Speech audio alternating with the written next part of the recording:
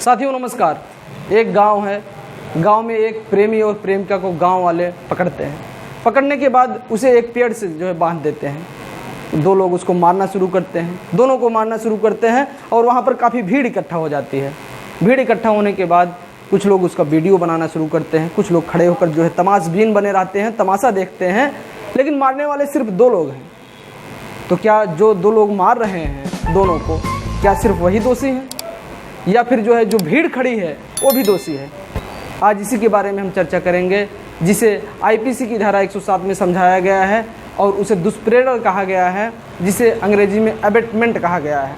तो आज हम समझेंगे कि अबेटमेंट होता क्या है। जैसे एक उदाहरण से हम समझते हैं, मोहन अपने मित्र सोहन के घर जाता है और सोहन की बहन से एक पुस्तक मांगता है। लेकिन उसी के बगल का एक लड़का है जो मोहन से कहता है कि अरे यार, ये तो तुम्हारी बहन के साथ इसका चक्कर चल रहा है, किताब मांगने के बहाने आता है तुम्हारे घर, लेकिन दरअसल इसके साथ गुलछर्रे उड़ा रहा है। तुम यार किस प्रकार के इंसान हो? तुम्हें तो इस इंसान को मार देना चाहिए। ये तुम्हारी बदनामी करा रहा है, तुम्हारे परिवार की बदनामी करा रहा है। और इसी दुष्प्रेरण से, उसके कहने से वह जा कर के सोहन को मार देता है।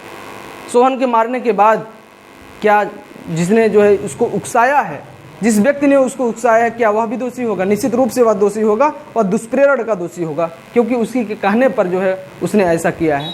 तो इसी के बारे में हम चर्चा करेंगे आज।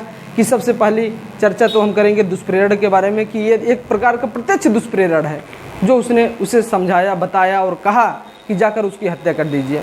दूसरा होता है कि षड्यंत्र के द्वारा, अगर दो व्यक्ति आपस में मिल गए, किसी कार्य को कर रहे हैं, चाहे वह वैध कार्य हो, अवैध साधनों द्वारा किया जा रहा हो, अवैध कार्य हो वैध साधनों द्वारा किया जा रहा हो, तो ऐसी दशा में जो कार्य होता है वह कॉन्स्पिरेसी कहलाता है, षड्यंत्र कहलाता है और इसे अपराध माना गया है। तीसरी चीज़ है सहायता के द्वारा।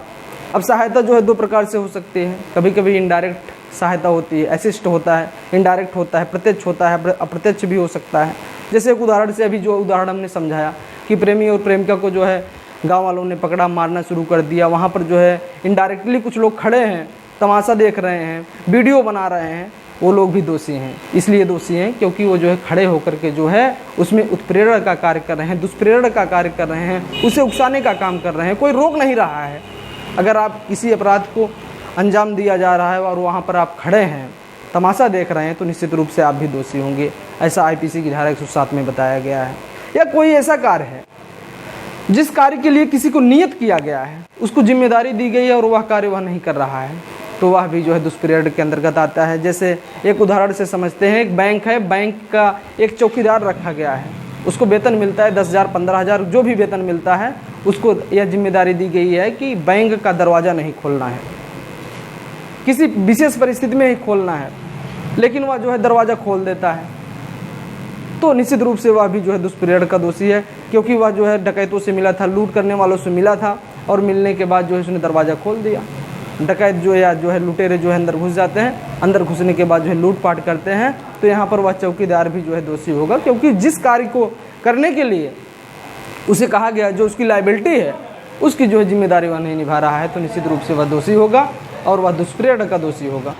अब इसके बाद हम बढ़ते हैं आईपीसी की अगली धारा, आईपीसी की धारा 108 की तरफ। आईपीसी की धारा 108 यह बताती है कि अगर कोई व्यक्ति ऐसा है जो किसी को दुष्प्रेरित कर रहा है किसी कार्य को करने के लिए, वह व्यक्ति लेकिन उस कार्य को करता नहीं है। जैसे राम ने श्याम से कहा कि जाकर के वह दिनेश की हत्या कर दे, लेकिन श्याम ऐसा नहीं करता है। लेकिन यहाँ पर राम ने दुष्प्रेरण का कार्य कर दिया है। उसने उसका जो कार्य था उसने तो कर दिया, आग लगाना था उसने आग लगा दिया। अब आग से कोई नुकसान हुआ या नहीं हुआ ये दूसरी बात है, लेकिन राम ने अबेटमेंट यहाँ पर कर दिया, इसलिए वह दोषी होगा। और अगर श्याम जाकर के दिनेश की हत्या कर दे, तो इसके साथ साथ राम भी दोषी होगा, क्योंकि 302 तो लगेगा ही। इसके यहाँ पर एक जिसने उसकी हत्या की है उसके साथ तो 302 लगेगा ही। यहाँ पर अबेटमेंट करने के लिए हत्या का दुष्प्रेरण का दोषी राम भी माना जाएगा। तो सबसे पहली तो आईपीसी की धारा 108 बताती है, यही बताती है कि कोई कार्य चाहे हो या ना हो, लेकिन अगर उस व्यक्ति ने दुष्प्रेरण का कार्य कर दिया है तो वह भी दोषी माना जाएगा। दूसरी इसी में बताया गया है, आईपीसी की धारा 108 में बी में बताया गया है कि अगर कोई व्यक्ति, जैसा कि इसके पहले की वीडियो में हमने बताया है कि कोई भी ऐसा व्यक्ति है जो 7 साल से कम उम्र का है, क्योंकि जो कभी कभी कुछ ऐसे अपराध होते हैं जिसको करने के बाद भी वो अपराध नहीं होता है। इसके वीडियो अगर आपने हमारी वीडियो को जो है देखा है, पिछली वीडियो को, तो उसमें एक चीज़ बताया गया है कि कौन कौन से अपराध जो है अपवाद के क्षेत्र से जो है बाहर हो जाते हैं और वो अपराध नहीं कहलाते हैं। तो उसमें एक चीज़ ये बताया गया है कि 7 साल से कम उम्र का बच्चा अगर कोई हत्या करता है या कोई व्यक्ति जो है कोई अपराध कर देता है जो कि अनसाउंड माइंड का है या किसी नशीले पदार्थ का जो है सेवन किया है, तो ऐसी दशा में यह माना जाता है कि वह हत्या या अपराध के लिए जो दोषी नहीं माना जाता है। अगर कोई व्यक्ति है, जैसे राम है, किसी पागल व्यक्ति को जो है या शराब के नशे में धुत व्यक्ति को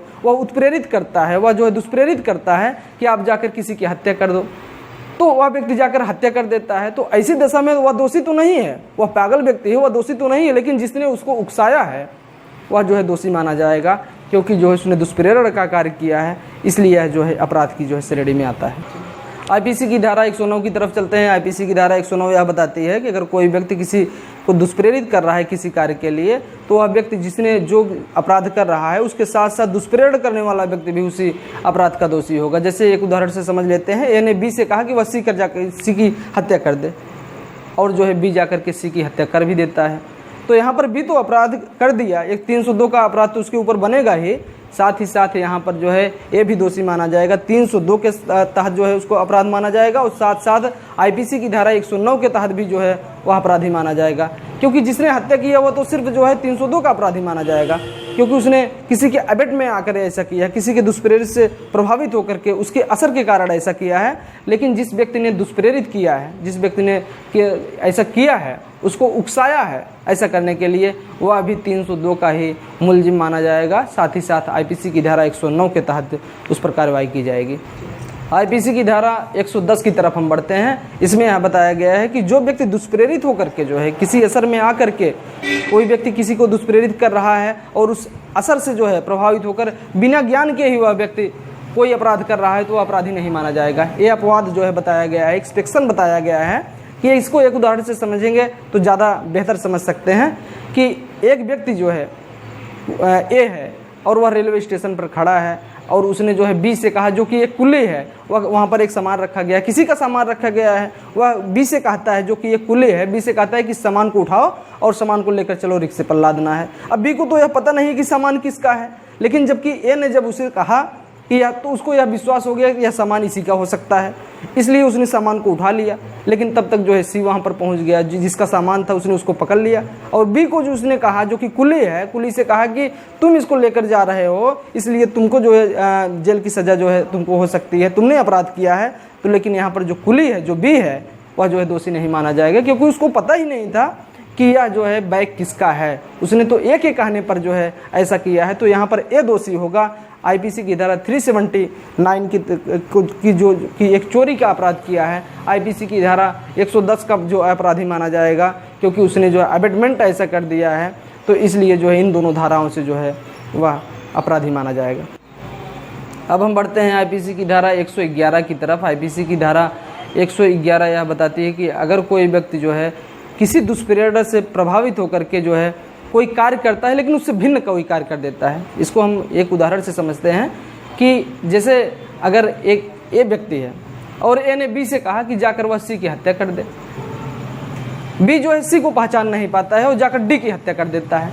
अब अदालत में जब मजिस्ट्रेट के सामने जब वह पेश होता है, तो उसने कहता है कि सर हमसे गलती हो गई, जो है हमने निश्चित रूप से जो है इससे बी से कहा था कि वह सी की हत्या कर दे, लेकिन उसने जो है डी की हत्या कर दी है, तो उसमें मेरा क्या दोष है, क्योंकि सी तो मरा नहीं है, सी की कोई हत्या हुई नहीं, जो सी को कोई नुकसान नहीं हुआ है, मैंने दुष्प्रेरणा का कार्य किया है, लेकिन मैंने सी के लिए किया था। अब बी ने जो है डी को मार दिया, तो उसमें मेरी क्या गलती है। तो यहाँ पर वह जो है ऐसा कहकर बच नहीं सकता है। क्यों नहीं बच कर सकता है? क्योंकि जो है बी ने जो कार्य किया है उससे भिन्न कार्य कर दिया है, लेकिन जो है दुष्प्रेरण का असली जो है दोषी जो है वह तो ए ही माना जाएगा, जिसने उसको जो है दुष्प्रेरण करने का कार्य किया है। अगर वह ऐसा नहीं करता तो वह जो है डी को नहीं मारता, सी को नहीं मारता, इसलिए सबसे पहली गलती उसी की है, जो है ए की, जिसने कि दुष्प्रेरण का कार्य किया है। इसे एक उदाहरण से और समझ लेते हैं, ज़्यादा बेहतर होगा। जो है ए जो है बी से कहता है कि सी के घर में जाकर चोरी कर दे। बी जो है सी के घर में घुसता है, लेकिन वह चोरी तो करता ही है, साथ ही साथ एक वहाँ पर एक महिला है उसके साथ रेप भी कर देता है, एक ऐसा बलात्कार भी कर देता है। तो क्या यहाँ पर जो दुष्प्रेरणा का कार्य है जिसको कि ए ने करवाया था बी से, उसने सिर्फ चोरी करने की बात कही थी, लेकिन जो है बी जाकर सी के घर में जो है वहाँ रेप भी कर देता है। तो यहाँ पर जो ए है दुष्प्रचार का दोषी तो होगा, लेकिन आईपीसी की धारा 380 के तहत चोरी का जो है दोषी माना जाएगा। आईपीसी की धारा 109 का दोषी माना जाएगा, लेकिन वह जो है रेप का जो है लाइबल नहीं होगा, क्योंकि उसने ऐसा अपनी मर्जी के साथ किया, बी ने अपनी मर्जी के साथ ऐसा घर में घुस के किया, तो इसलिए ये जो है लाइबल नहीं माना जाएगा।